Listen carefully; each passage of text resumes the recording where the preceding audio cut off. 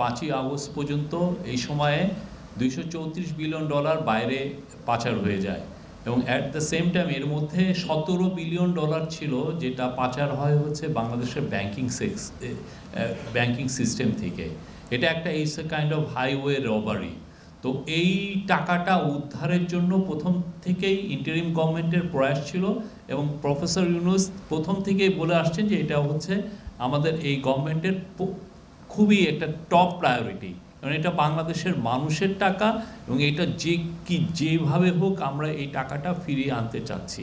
এটা আপনারা জানেন এটা খুবই কাম্বারসাম একটা এফার্ট এবং বাট আমাদের ফোকাসটা ইন্টারিম গভর্নমেন্টের ফোকাস প্রথম থেকেই ছিল যে কিভাবে টাকাটা আনা যায় এবং সেই জন্য সেপ্টেম্বর মাসের 29 তারিখে একটা 11 সদস্য বিশিষ্ট টাস্ক ফোর্স করা হয় এবং 11 সদস্য বিশিষ্ট টাস্ক ফোর্সের নেতৃত্ব দিচ্ছেন হলো সেন্ট্রাল ব্যাংকের গভর্নর, বাংলাদেশ ব্যাংকের গভর্নর আহসান এইচ মনসুর।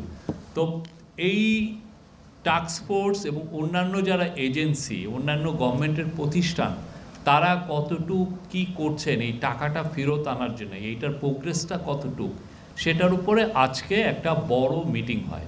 এই বড় মিটিংয়ের নেতৃত্ব দিয়েছেন স্বয়ং চিফ অ্যাডভাইজার নিজে এবং সেখানে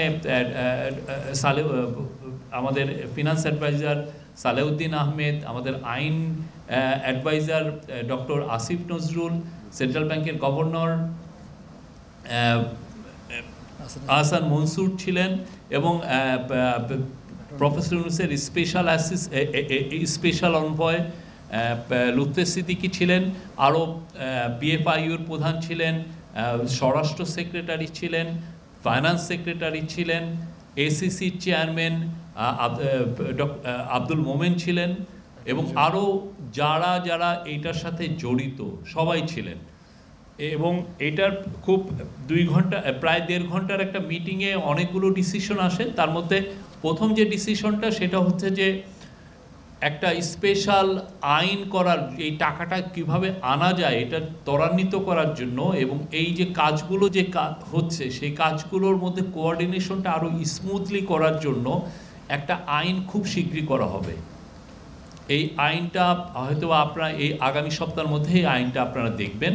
এই আইনটা করানো হচ্ছে যে এই টাকাটা ত্বরান্বিত করে কিভাবে টাকাটা আনা যায়, এটা আইনের একটা কাভার লাগবে। আমরা অন্যান্য বিদেশি যারা এই মানি লন্ডারিং এই গভর্নমেন্টকে সাহায্য করছে, মানি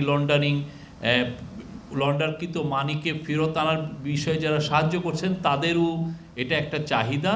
তো সেই অনুযায়ী একটা আইন খুব দ্রুত করা হচ্ছে এবং এই আইনের আওতায় অনেকগুলো কাজ আরও এক্সিলারেটেড করা হবে। এইখানে আরেকটা হচ্ছে যে যতগুলো প্রচুর ল ফার্মের সাথে আমরা ইন্টারিম গভর্নমেন্ট এবং টাস্ক ফোর্স কথা বলছে এবং এই ল ফার্মগুলোর সাথেও এই আইনি যে আইনটা যেটা করা হবে সেটা ল ফার্মের সাথে এক ধরনের তাদের সাথে এগ্রিমেন্ট করতে এটা সাহায্য করবে। তো ল ফার্মের মতো 30টার মতো ল ফার্ম, অনেকগুলো 200টা ল ফার্মের সাথে আমরা অলরেডি কথা বলেছি, এখনও সিলেকশন হয়নি। এটা একটা আইনি প্রক্রিয়ার মাধ্যমে সিলেকশন হবে।